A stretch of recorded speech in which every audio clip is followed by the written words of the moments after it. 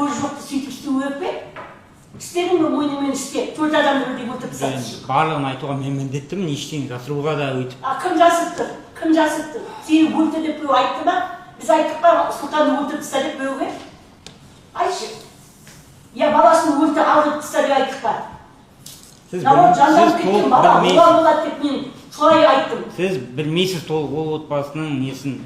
Неге білмеймін? Ағам, жеңгем, інім, олар тіпті жұрттың ала жырын аттамағына ешкімге қарсы келеді. Бір халық айтып отырған жоқтар, елдің бәрі. Жалғыз тек саған қарсы. Адамның көптігімен есептелмейді ол. Сен бардың да, сен сонда бардың да. Сен сол үйге барып бір таяқ жеп, я болмаса бір сенен қарсы. Өз ауыздарымен айтып тұр ғой, міне таяқ жеуге шақ қалды, тек баласы болғасын аяды қиыскен жоқ бізді. Ашуланғанды айтқан ғой, ашудың сені соққан ештеңе жоқ. Енді сонда ерсі болып болды. Әкесі мен ағасы тұрып күйеу баласына өлтіріп алып тұр, жоқ болғасын еді қаралап тұрсын. Өлген үшін мен болмаса тыныштығын бермейді.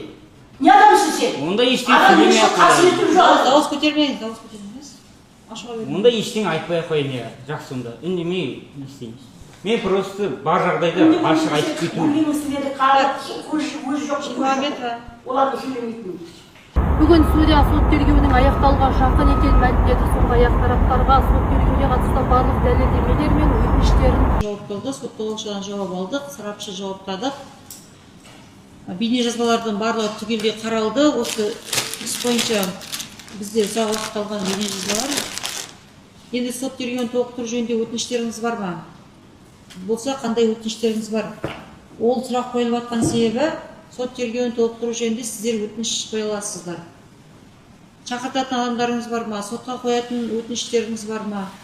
Сотқа ұсынатын құжаттарыңыз бар ма? Немесе бір-біріңізге қоятын сұрақтарыңыз бар ма? Жарыс сөз басталып кеткен жағдайда сіздер бір-біріңізге сұрақ қоя алмай қаласыздар. Сондықтан сот тергеуінде қандай құжаттар ұсынасыздар, соның барлығын толықтырыңыздар.